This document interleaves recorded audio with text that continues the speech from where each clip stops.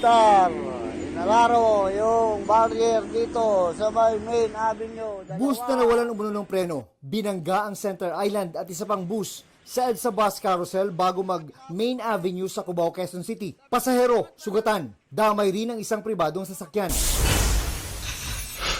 Petisyon para sa dagdag pasahe sa LRT Line 1, inihain ng Light Rail Manila Corporation o LRMC.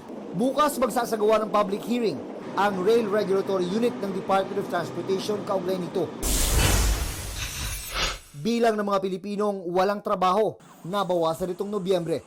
Ayon sa Philippine Statistics Authority, 1.6 million ang mga walang trabaho o katumbas ng 3.2% ng labor force ng bansa. Mas mababa kumpara sa halos 2 million na unemployed noong Oktubre.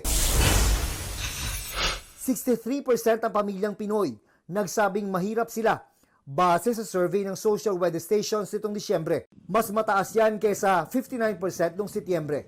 June Veneracion nagbabalita para sa GMA Integrated News. Huwag magpahuli sa mga balitang dapat niyong malaman. Mag-subscribe na sa GMA Integrated News sa YouTube.